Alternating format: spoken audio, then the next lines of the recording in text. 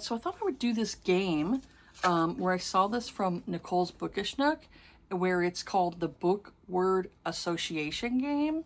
And so you basically just write down a bunch of words, like bookish words, things like that, and come up with like a term to help describe like how it makes you feel, different things like that.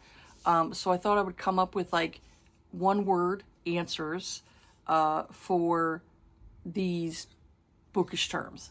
So I have them all in here. So I was going to go through each one and then tell you one word of what I think of these ones, if I can explain that correctly. So the first word is library.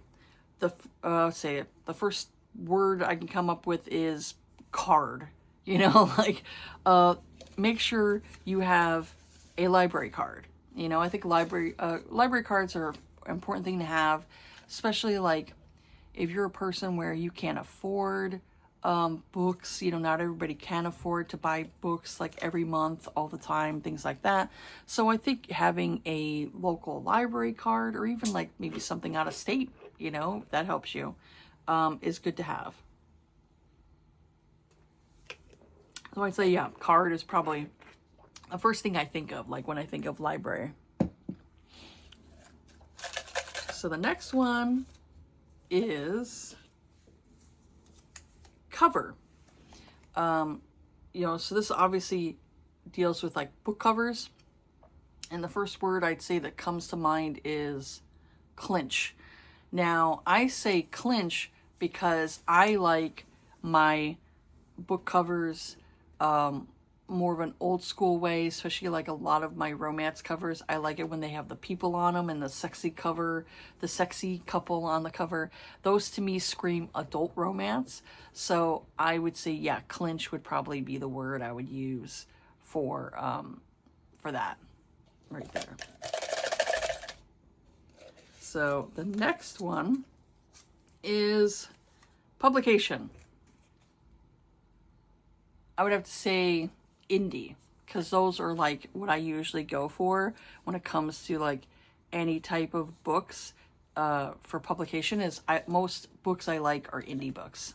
So those are most of what I go for. That's what I like. I like indies.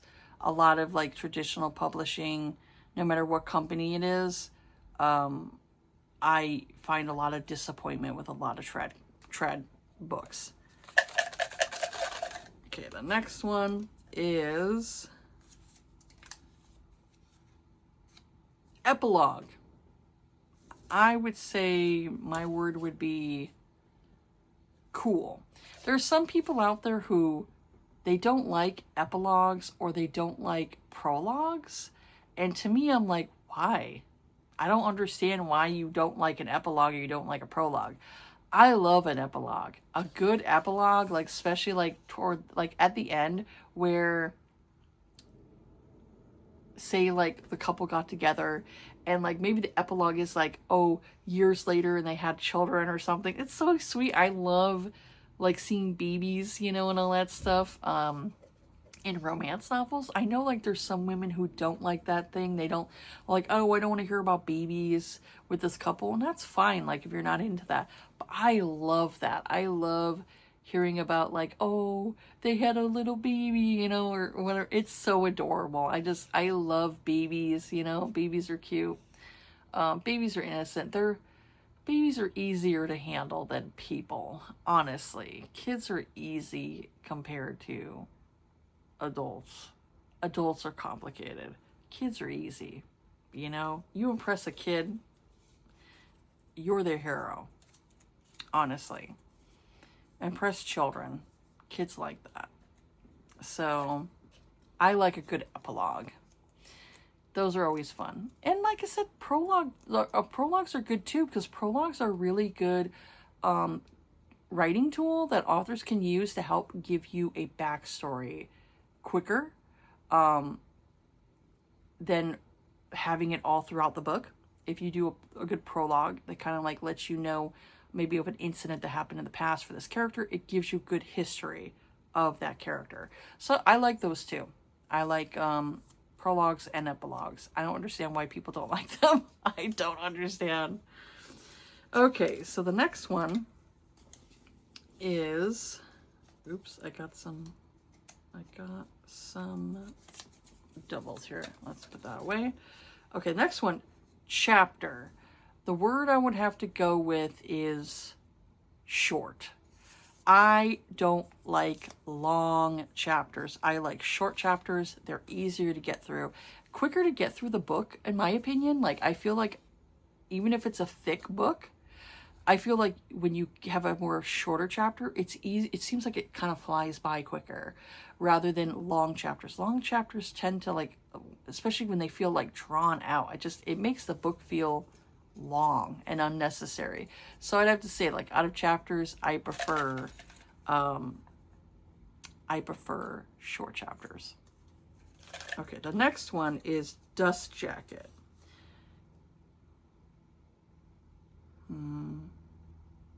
Hate. I'll just say that I hate dust jackets. I do not like them. I am not a fan of dust jackets. Like, anytime there's a hardcover that comes out and it has a dust jacket with it, I avoid those books because dust jackets to me always rip. They rip, they get messed up, and because they're paper. They're essentially paper.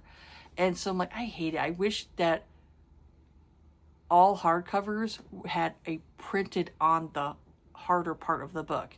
It was all printed. I'd prefer that. I don't like dust jackets. My husband has no problem with dust jackets. He likes picking up hardcover books. I hate hardcovers because of one of the reasons is the stupid dust jackets. So yeah, I would say hate. I hate dust jackets. Okay, the next one is hardcover. That goes associated with the dust jacket. Hardcover books, most of the time, I would say the word I would use would be avoid. I avoid a lot of hardcover books because, one, they are more expensive.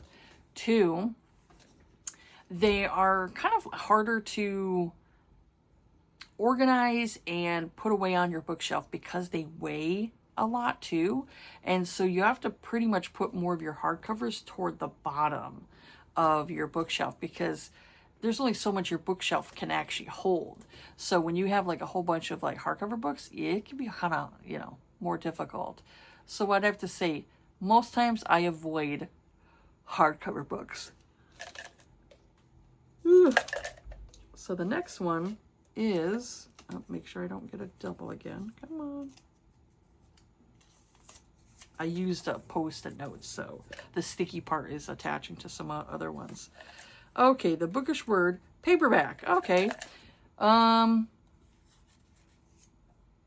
Favorite. That's what I would use. Paperbacks are usually my favorite because they are easier to access for me.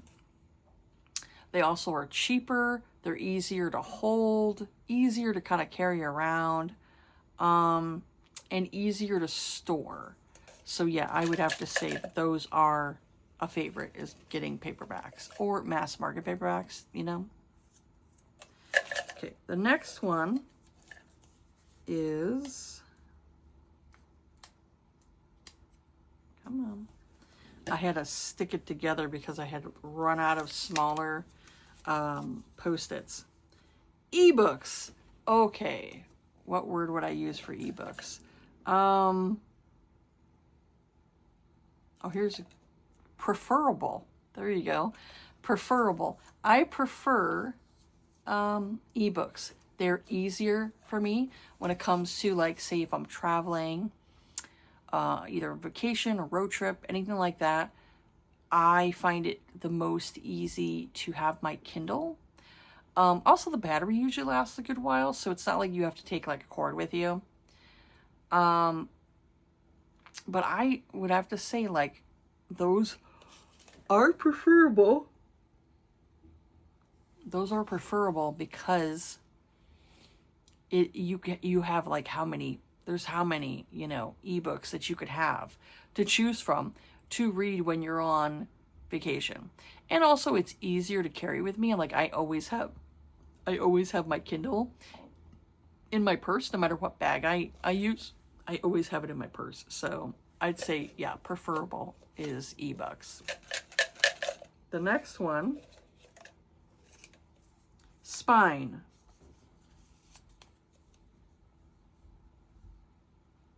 Clean.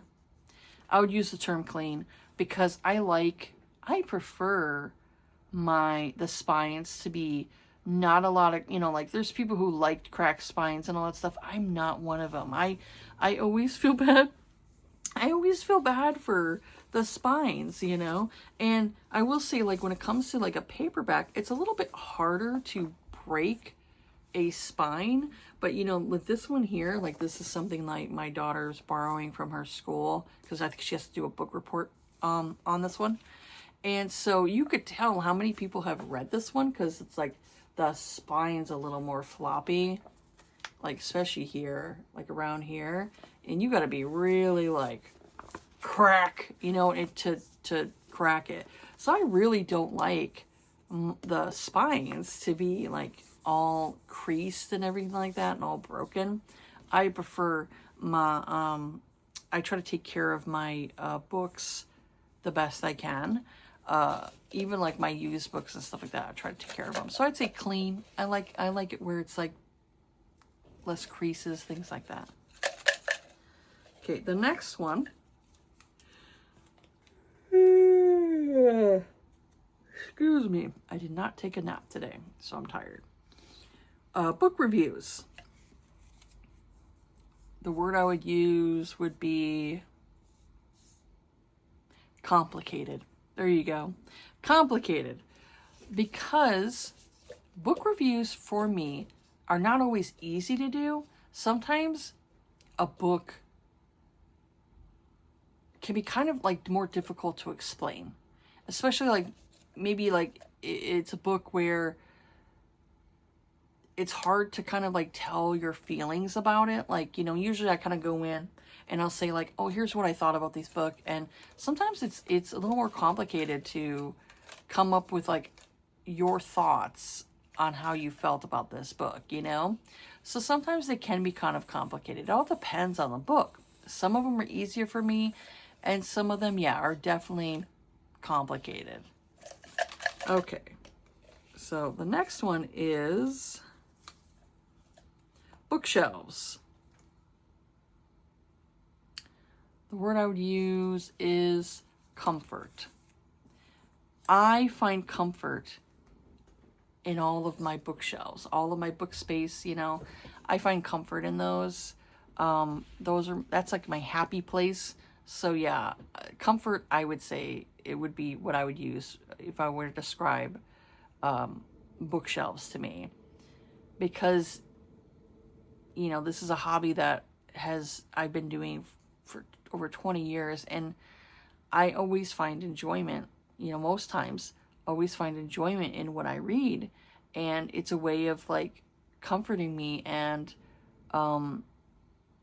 distracting me from real life, so yeah, I'd have to say like bookshelves are very much a comfort for me. I love looking at my bookshelves. I love reorganizing them. I love displaying I have little figures and stuff like that, Funkos, different things like that. I love displaying my little figures, there. So yeah, I very much find comfort in my bookshelves. Okay, the next word is novel. Fun. I guess I'd use that term, fun. Most novels are fun for me. So yeah, I would use that term, fun. I'm trying to think of like something else for it, but that's the only thing that could pop in my head. Okay, the next one, font. Readable. I want a font to be readable. I don't like fonts that are too small because then it's hard for me to read. And that's the other thing about the Kindle too, is that the Kindle, you can make the font bigger. It's easier for you to read, especially if you like maybe you normally do reading glasses and stuff like that. If you up the font, it's easier for you to get through the book that way.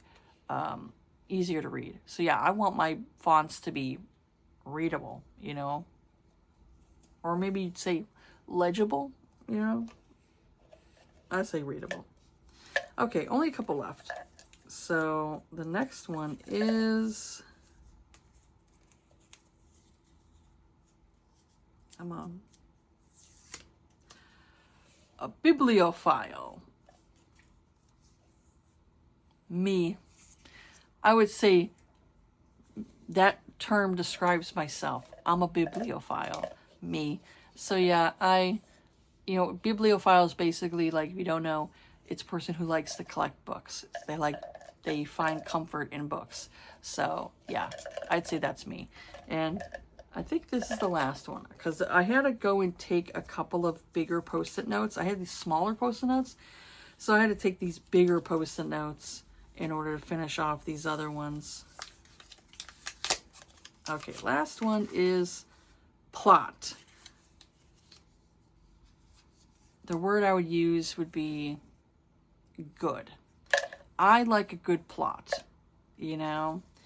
If it's a good plot, it helps me get along the story much better. If the plot is kind of jacked up, it could be a little bit harder to, you know, it could be a little bit more difficult to enjoy that book if it's not a really good plot, you know. So I'd say, yeah, that there, I'm looking for a plot that is good. So yeah, anyways, I thought this would be a fun game to do. Anybody else wants to do this, you know, I would say, like, come up with like some bookish terms, you know, and things like that, and kind of go from there. But I try to stick with like mainly just one word answers. Figured it's easier to do that way. But yeah, I thought it sounded like a fun kind of like game, you know, bookish game. And I wanted to do something different because sometimes I get kind of bored with the book tags. So yeah, this one sounded fun, so I wanted to do this and come up with like my own words for it. And yeah, like sometimes it's hard to come up with like one word answers, so it's good to like explain a little bit of my reasonings of why I would come up with that type of term for, you know, those bookish words. Anyways, that's it for this video here. Have yourselves a good day. Take care of yourselves, be kind to each other, and I'll see you all on the next video. All right, bye.